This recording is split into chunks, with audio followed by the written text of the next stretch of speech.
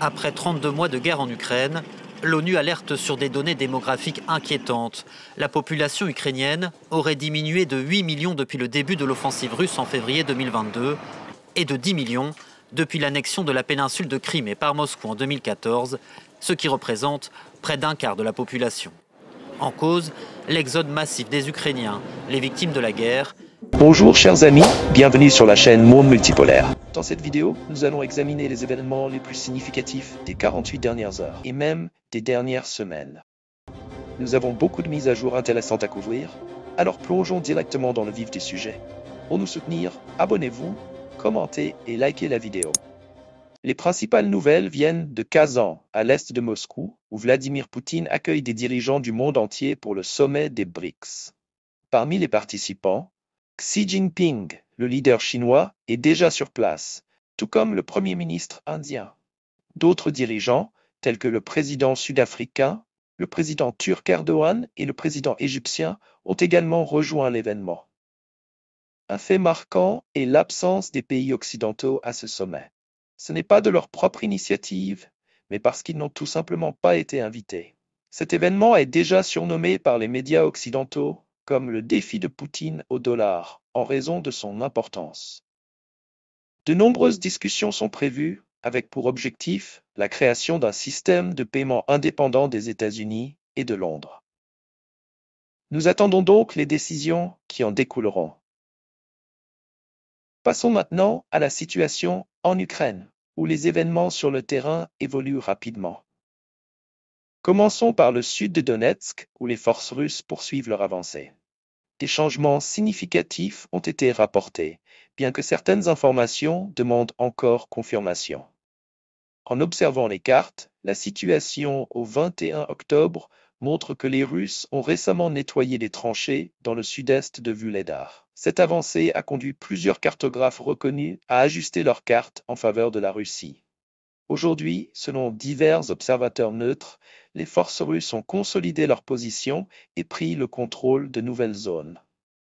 Entre Klishivka, Andriivka et Avdiivka, les combats ont permis à l'armée russe d'améliorer considérablement sa position. Des cartographes pro-ukrainiens confirment la prise de certaines zones agricoles par les Russes, tandis que des observateurs neutres indiquent que des fermes situées au sud de Klishivka sont désormais sous contrôle russe. Côté russe, plusieurs vidéos montrent des avancées significatives, notamment dans les faubourgs sud-est d'Avdiivka. Dans l'une d'elles, on voit des soldats russes déloger les troupes ukrainiennes de leur position retranchée. Une scène montre même un soldat russe lancer une grenade dans une tranchée ennemie. Ces images ont entraîné des mises à jour immédiates des cartes pour refléter ces progrès. Une autre vidéo diffusée juste avant cette analyse montre des affrontements autour d'une fortification temporaire, ce qui a également conduit à de nouvelles modifications des cartes en faveur des forces russes. En résumé, depuis dimanche, les forces russes contrôlent environ 40% de Klishivka et 10% d'Avdiivka. Le plus important, c'est que les troupes russes continuent leur avancée. Par ailleurs, des attaques de drones FPV contre des équipements de communication ukrainiens ont été signalées dans la région d'Andriivka, indiquant une tentative des Russes de désorganiser les communications ukrainiennes dans cette zone.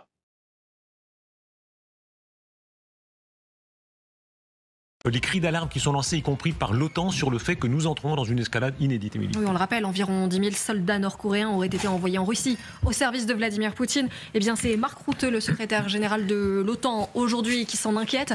Voici ce qu'il dit. L'envoi de troupes par la Corée du Nord pour combattre avec la Russie en Ukraine marquerait une escalade significative. On a aussi des images satellites qui montrent bien la présence de troupes nord-coréennes du côté de la Russie.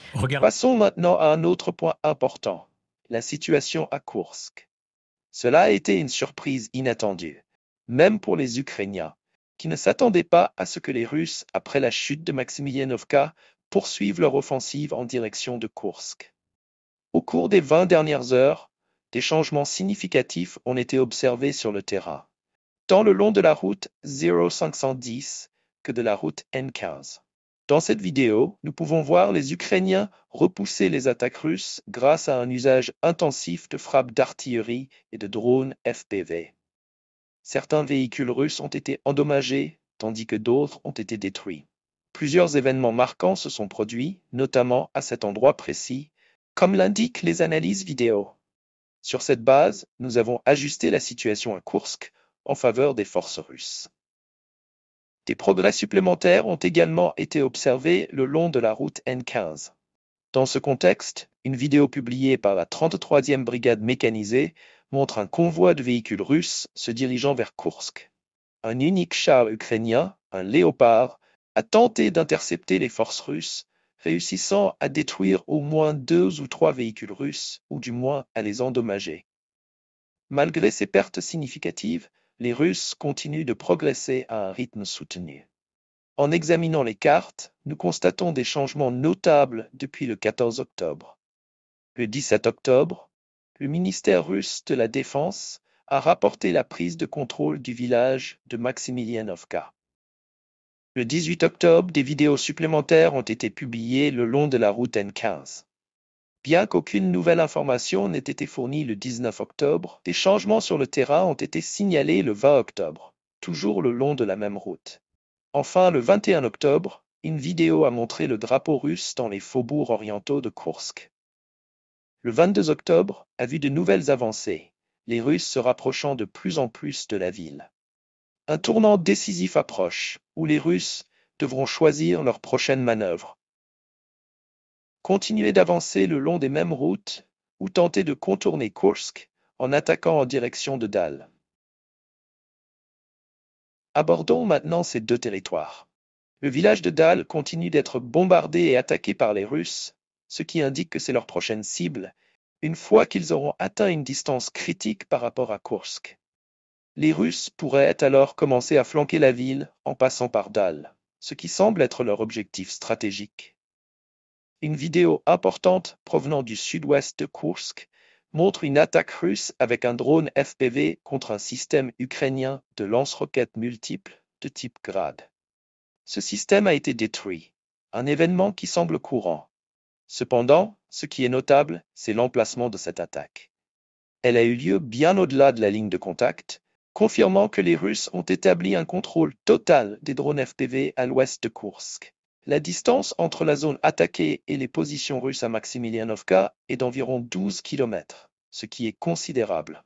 En résumé, les Russes ont désormais établi un blocage complet à l'est et à l'ouest de cette zone, exerçant un contrôle total par drone FPV.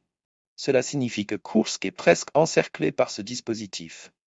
Et est-ce que tout ça, parce que la caractérisation est importante pour savoir ce qu'on bien sûr, est-ce que tout ça n'est pas très prudent et très contourné? Parce qu'on entend la caractérisation, on va voir mais en réalité, le fait qu'une dictature aussi dangereuse que la Corée du Nord envoie ses troupes sur le sol de la vieille Europe, c'est un cap dans la guerre. C'est évidemment, c'est une montée, je dirais, aux extrêmes d'une certaine manière. C'est bien cela dont il s'agit, bien sûr, dans cette guerre. Parce que, vous savez, on a eu beaucoup de débats sur ces différents plateaux, rappelez-vous, sur la notion de co-belligérance. Et souvent, j'ai dit à l'occasion de ce débat, ce n'est pas une notion juridique. C'est une notion qui ne veut rien dire en droit. Tout simplement parce que les États qui aident l'Ukraine, beaucoup trop peu, eh bien, en fait, ces États ne font qu'appliquer l'article 51 de la Charte des Nations Unies. Est-ce qu'ils sont en train de nous défier? Est-ce que l'Axe nous défie? Et là, on est dans un État qui se porte au secours d'un État agresseur. Donc on est sur une logique qui est quand même complètement différente. Alors oui, c'est un défi. D'ailleurs, quand on entend les propos, aussi bien de Jean-Noël Barrot d'ailleurs, que les propos du secrétaire général de l'OTAN, Mark Rutte, on s'aperçoit qu'ils disent tous il y a quelque chose de nouveau. Continuons avec Gorlovka, où des affrontements intenses se déroulent. Des rapports indiquent que les Russes contrôlent déjà plus de 60% de la localité, avec quelques changements mineurs à l'est. D'après les informations du 21 octobre et les évolutions sur le terrain au 22 octobre, il semble que les Russes prévoient d'abord de vaincre les Ukrainiens à Gorlovka avant de se concentrer sur Koursk. Je suis convaincu que ce territoire sera capturé par les Russes, qui exercent déjà un contrôle total sur les principales routes d'approvisionnement.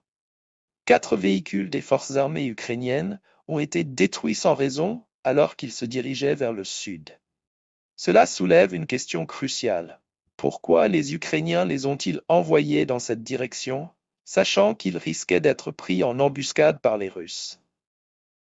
Comme vous pouvez le constater, la situation est très critique. Des changements importants se produisent sur le terrain au sein de ce réseau dense de fortifications, et ces informations ont été confirmées par divers mappeurs tant neutre que pro-ukrainien. Il reste encore de nombreux points forts contrôlés par l'Ukraine, notamment dans les environs de Sobalon. Les Russes tentent de contourner cette zone, et dès qu'ils l'auront prise, ils atteindront un espace opérationnel qui leur permettra de progresser vers le nord sans rencontrer de résistance ukrainienne. Concernant la ville de Chervonory-Orivka, au cours des 24 dernières heures, nous n'avons observé aucun développement majeur, à part des activités d'artillerie régulières. Il est probable que les Russes se regroupent ici avant un coup final. Actuellement, leurs efforts sont principalement concentrés sur la direction de Pokrovsk Sud, mobilisant toutes leurs ressources vers cette zone. Cela a contraint les Russes à ralentir légèrement leurs offensives dans d'autres directions. Cependant, après la fin de l'offensive de Pokrovsk, ils reprendront leurs attaques sur Chervonory-Orivka et intensifieront leurs offensives dans la ville de Tet ainsi que dans d'autres localités. En ce qui concerne la situation dans le sud, près de Kops, quelques mises à jour importantes méritent d'être mentionnées. Tout d'abord, le ministère de la Défense de la Fédération de Russie a rapporté qu'un groupe de forces à l'ouest a réussi, après des combats, à établir un contrôle total sur le village de Nasada, qui est très petit, comptant probablement une trentaine de bâtiments, voire moins. Ce territoire a été capturé par les Russes au cours des 24 dernières heures, obligeant les Ukrainiens à se replier vers le village de TI. Il ne reste donc plus que 2 villages dans cette poche d'artillerie, le village de TI et celui de Yolka. Alors, il faut quand même rappeler que la Corée du Nord est déjà bien impliquée dans le conflit, que les millions d'obus qui ont été fournis et les 1600 missiles balistiques qui sont déjà tombés sur le sol ukrainien, c'est quand même pas rien dans l'engagement de la guerre. Mais dans la mesure où on envoie aussi des armes à l'Ukraine, disons que c'est pas vraiment une étape. Non, effectivement. Là, on est dans le cadre. Là, pays agressé. Il n'y a pas de parallèle. Là, engager des unités de combat. Alors là, ce qui est intéressant, c'est de savoir ce qu'ils sont en train de s'équiper à la russe ou pas. S'ils sont équipés en uniforme russe, ça veut dire qu'il y aura peut-être la fiction du volontariat. C'est ça le problème. Et donc, en disant, il y aura pas, la Corée du Nord ne revendiquera pas cet engagement. Mais de fait, c'est un nouvel État qui s'engage au combat. Alors, parlons-en. Est-ce que c'est un signe de faiblesse ou de force? Écoutez Sébastien Lecornu tout à l'heure sur notre antenne. Là où ça ne serait pas surprenant, et j'accrédite évidemment l'hypothèse que cela puisse exister, c'est que les faiblesses aujourd'hui russes se situent essentiellement, pas que, mais essentiellement sur sa capacité à mobiliser. Maintenant, il va falloir voir ce que la Corée du Nord a derrière la tête. Est-ce que vous avez un engagement potentiellement de force de manière non assumée, de manière hypocrite, par exemple par l'équivalent d'un nouveau Wagner, par un proxy, par une milice? Est-ce qu'au contraire, vous avez un engagement des forces nord-coréennes assumé, mais derrière la ligne de front, pour faire de la formation, de l'appui logistique, auquel cas la Corée du Nord prendrait la précaution de ne pas être co-belligérante, ou au contraire, un investissement directement sur le front, qui ferait que la Corée du Nord deviendrait co-belligérante aux côtés de la Russie dans la guerre qu'elle mène à l'Ukraine. Alors, avec nous, Pierre Rigoulot, vous êtes spécialiste de la Corée du Nord. Est-ce que tout ça est crédible? Je rappelle ces informations. Donc là, Zelensky le dit, on va vers une guerre mondiale à cause de cela. Zelensky dit 500, 12 000 en préparation. Quand vous regardez avec nous ces images de soldats nord-coréens qui sont en train de s'entraîner, on en est là. Vous, spécialiste de la Corée du Nord, est-ce que vous dites qu'effectivement, c'est ce qui se passe réellement? Eh bien, évidemment, il faut faire attention aux informations que nous recevons, mais ça rentre tout à fait dans la logique nord-coréenne et dans les possibilités nord-coréennes. Il faut dire et redire que l'armée nord-coréenne est la 4e du monde, donc ils peuvent le faire sans problème. Je veux dire que numériquement, envoyer 12 000 hommes aux côtés des soldats russes, ça n'est pas un problème. Attendez, pardon, Pierre Rigoulot, quand vous dites 4e, ça veut dire quoi? 1, États-Unis, 2, Chine, Russie, quoi? Qui? Alors, il y a la Chine, deuxièmement l'Inde, troisièmement les États-Unis et quatrièmement la Corée du Nord. C'est ça, donc vous dites en volume de soldats, c'est ça que vous dites? En nombre de soldats. 1,2 million.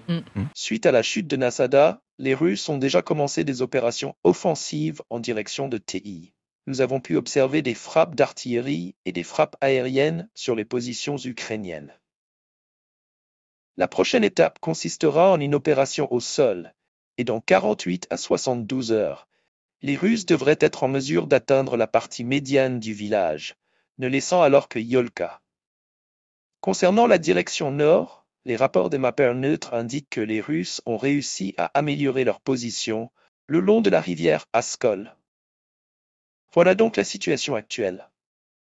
Passons maintenant à la direction de Souja, car nous recevons des vidéos et des informations très intéressantes concernant la ligne entre Sumy et Souja. D'abord, abordons la ville de Soumy.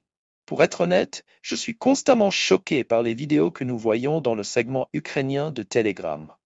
Presque chaque jour, nous recevons de nouvelles vidéos montrant un nombre significatif de drones russes de type GAN survolant les villes et villages d'Ukraine.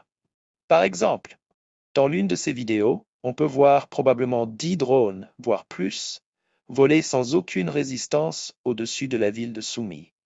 Les Ukrainiens ne peuvent rien faire. Ils aperçoivent les drones, mais ne peuvent même pas les abattre, car ils manquent d'armement et de soutien de la part des pays occidentaux. Une autre vidéo montre un autre type de drone survolant Soumy, et les Russes les envoient en vagues successives. Il n'existe pas de système de défense aérienne capable de résoudre la situation en faveur de quiconque face à ce type de drone.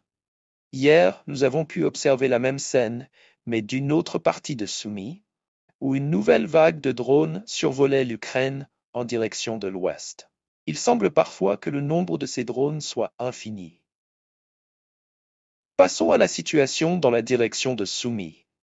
Le 22 octobre, les principaux affrontements se déroulaient entre les villages de Zliony et Novanova.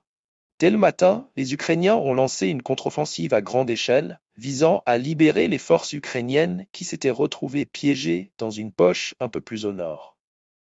Les brigades marines ukrainiennes, notamment la 36e et la 38e, s'efforçaient de reprendre le contrôle du village de Zliony afin de sauver leur personnel.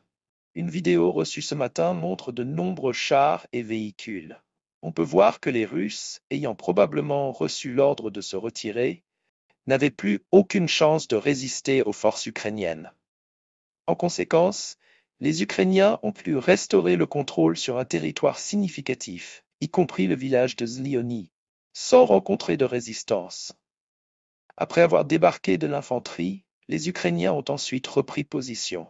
Cependant, plus tard, d'autres vidéos ont montré les Russes tentant de résister en détruisant quelques véhicules et chars des forces armées ukrainiennes. Bien que certains véhicules aient effectivement été détruits, cela ne représente pas un événement marquant. Juste avant de commencer cette vidéo, nous avons reçu un dernier enregistrement qui nous a fourni une compréhension claire de la situation. Ce dernier a été filmé à un moment où le temps était visiblement différent. On y voit les Ukrainiens débarquer dans la partie sud-ouest de Zliony en train de sécuriser leur position parmi les bâtiments. Cependant, les Russes ont lancé une contre-attaque avec un nombre significatif de véhicules armés, réussissant à tendre une embuscade et à neutraliser un groupe de forces ukrainiennes, rétablissant ainsi leur contrôle sur le village de Zliony. De ce fait, nous avons ajusté notre analyse de la situation au sud de Zliony, la faveur revenant aux Russes. Au 22 octobre, le village de Novanova demeure une zone contestée, tandis que la région au sud est sous contrôle complet des Ukrainiens. Voilà donc l'état des lieux. La chaîne de monde multipolaire rappelle qu'il y a de la place pour un monde multipolaire plus juste. Nous n'encourageons pas la violence et souhaitons vivement le retour de la paix. Merci de votre attention, abonnez-vous à ma chaîne, mettez un like, notre Telegram sera bientôt disponible. Passez une bonne journée. Au revoir.